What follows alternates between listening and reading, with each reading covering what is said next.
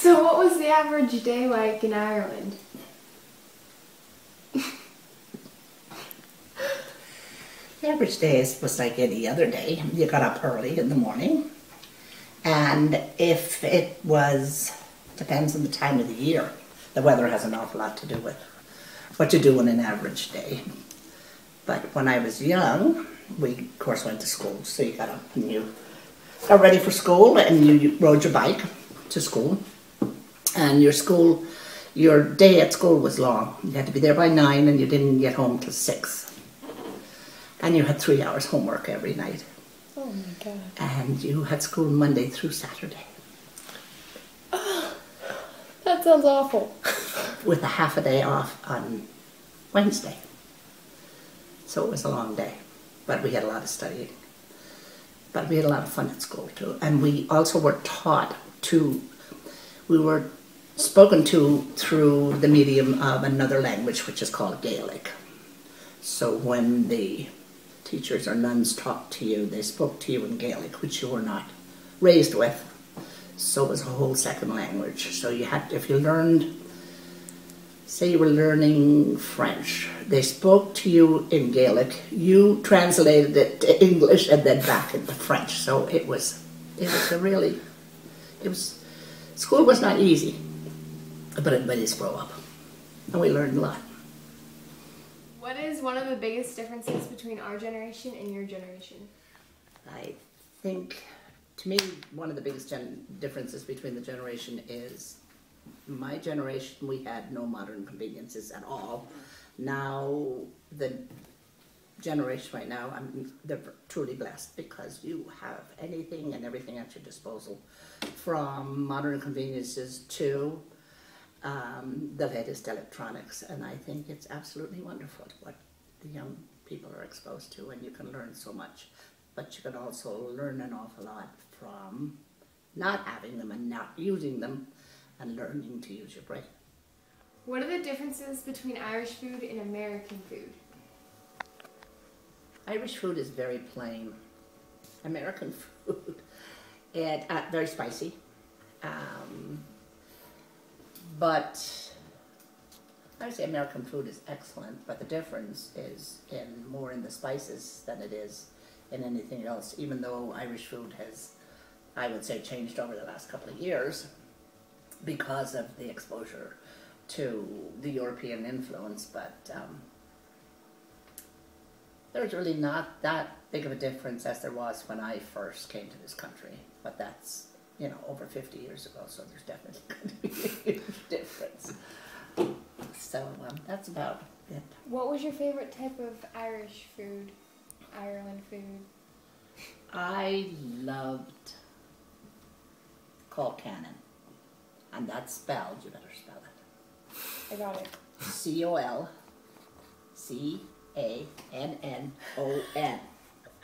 That's creepy.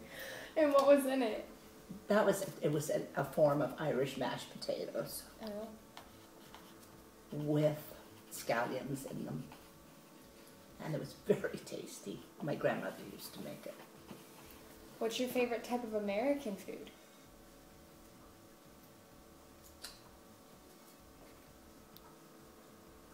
Doesn't even have to be American food, just other than Ireland. Other than Irish food, what do I like?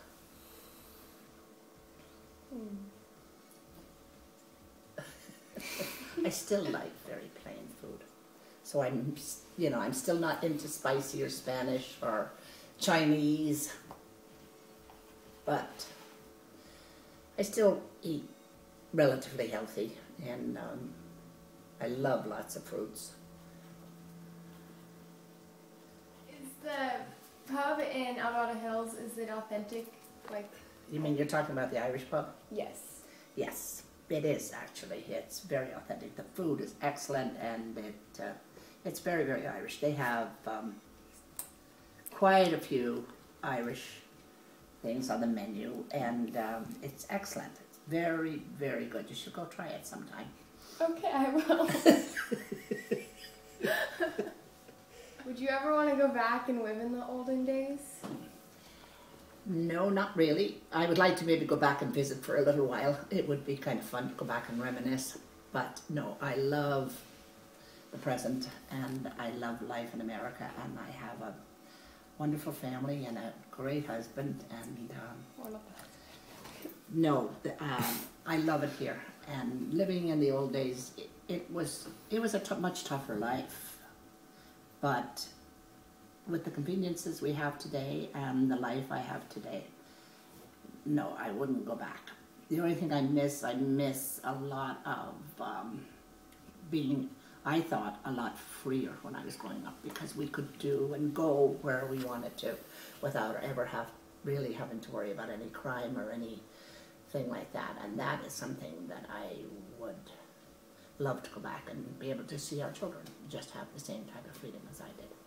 What type of communication did you have, like, between your parents? Like, how did you guys communicate throughout the day? I mean, you're thinking about, did we have cell phones? Did we have any type of... No, we had no telephones in our home. We said where we were going, what we were doing in the morning, and we were trusted to do what we said we would do for the day. And when you wanted to meet someone, you either met them at an appointed place at a certain time, and that's how you made your connections. But no, we had no phones, but we were not deprived in any way because of that. And we also went and did an awful lot of things that I would not allow my children to do today, like, for instance, leave at 11 o'clock in the morning and not come back till 11 o'clock at night and be gone all day up the river and up the lake and in boats and things like that. And we had an awful lot of fun, but we were trusted and we never broke anybody's trust. It was a great way to raise children. What did you do for recreation? Everything we did was outdoors and free, because we never had very much money. So we did an awful lot of making use of our natural resources, whether it was the beach or the mountains or the rivers, the lakes. We hiked a lot. We went up the river, up the lake a lot. We packed picnics, lunches. We rode our bikes. We'd go 50, 80 miles a day on our bikes to get to somewhere. And we just literally enjoyed all nature, everything to do with outdoors. At least that was my outdoor living. That was the way I was raised.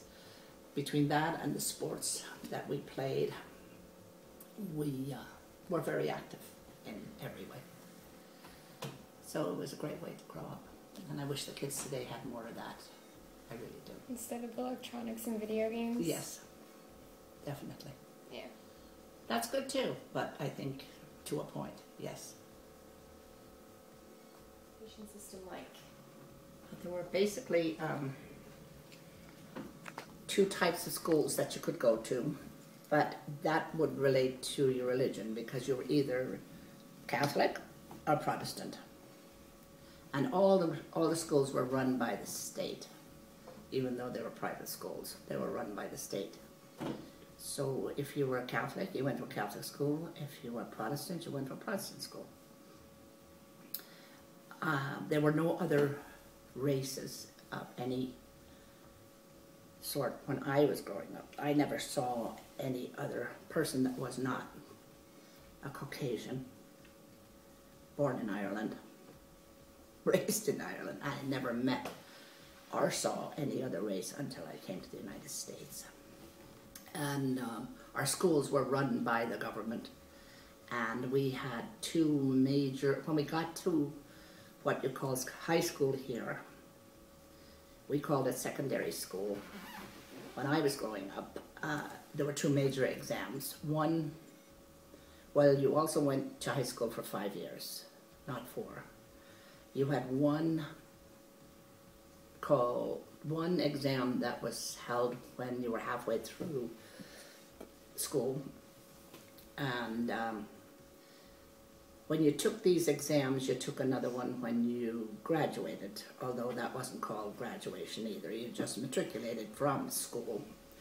But both exams were put on by the government, so when you went in for the exam, it was a 6-day exam. You went in and all you were allowed was a pen and paper and nothing else. You were given a number, so you had no name.